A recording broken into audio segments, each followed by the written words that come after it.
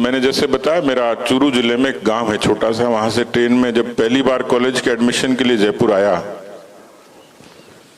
तो जब जयपुर के स्टेशन पर उतरा तो मैं कभी इस तरीके से बड़ा शहर नहीं देखा था, और उस स्टेशन की भीड़ भाड़ ने मुझे विचलित कर दिया। तो मन में पहला ख्याल ये था कि वापस गांव चला जाऊं, लेकिन शायद नियति और प्रकृति को कुछ और ही मंजूर था। पर बात सिर्फ वहां नहीं रुकी। जो मेरे बड़े भाई मुझे जयपुर छोड़ने के लिए आए थे, 1982 की घटना है, जनवरी की। मैं तो यहां कॉलेज में था और मित्रों के साथ रह रहा था।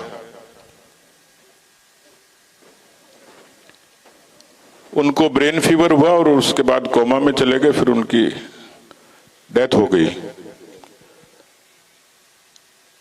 मेरे लिए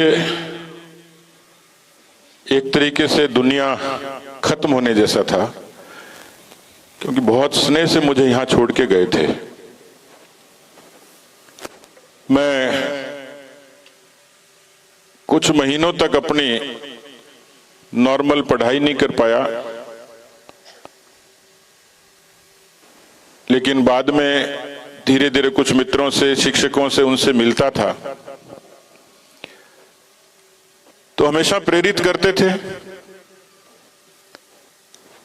धीरे धीरे उस मानसिकता से बाहर आया, लेकिन नियति जब क्रूर होती है तो ठहरती नहीं है, वो और इम्तिहान आपके लेती है। बहुत परिवार, बहुत लोग, बहुत सारे सामाजिक लोग, राजनीतिक लोग अनेक परिस्थितियों से गुजरते होंगे, मैं नहीं कहता,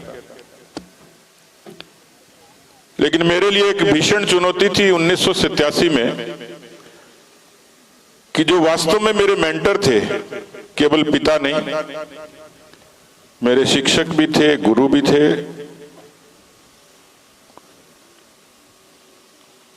और मेरे लिए सब कुछ थे।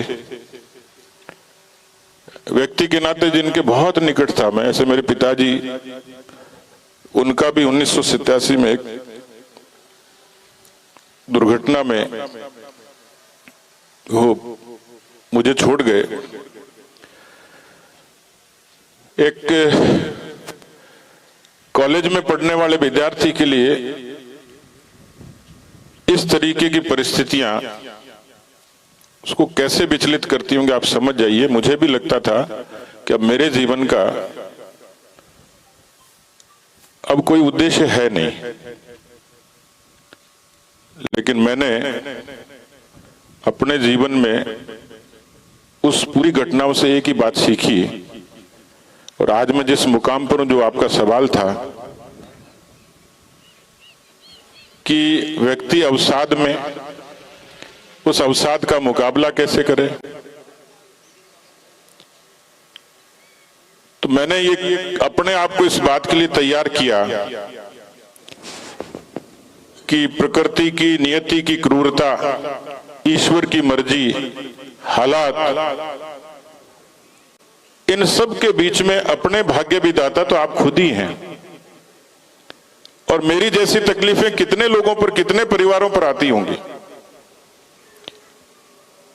तो मैं आपको जीवन में सिर्फ इतना ही निवेदन करना चाहूंगा कि परिस्थितियां विकट से विकट आएंगी, परिवार की परिस्थिति भी विकट होगी, आपकी पढ़ाई की विकट होगी, परिणाम की भी विकट हो सकती है। लेकिन यदि आप अवसाद में जाएंगे, निराश होंगे, तो आप केवल अपने साथ अन्याय नहीं करेंगे, आप परिवार के साथ अन्याय करेंगे, आप समाज के साथ अन्याय करेंगे, देश के साथ अन्याय करेंगे, उन मित्रों और शुभचिंतकों के साथ अन्याय करेंगे जो आप में अपेक्षा रखता, आप में भविष्य देखता है। और इसलिए इसका एक ही मूल मंत्र है जो मैंने अपने जीवन में जिया कि कैसी भी परिस्थिति आई मैंने उस चुनौती को स्वीकार किया और अपने आप को कभी निराश नहीं होने दिया। इसलिए साथियों, जीवन का मूल मंत्र और स्वामी विवेकानंद जी की शिक्षा यही है कि कितनी भी प्रतिकूलता हो, जीवन में निराशा को कभी अपने मन और मस्तिष्क पर हावी मत होने देना। या अवसाद नाम की चिड़िया तो यूं गायब हो जाएगी, आप एकदम अच्छे मजबूती के पहलवान की तरह खड़े हो जाओगे उसके सामने। आपकी खुद की ताकत पर निर्भर करता है। कोई आपको उपदेश नहीं देगा, उसकी मर्यादा होगी। लेकिन जीवन में अवसाद क्यों? जीवन से भागना क्यों? चुनौतियों से भागना क्यों? मैदान छोड़ना क्यों?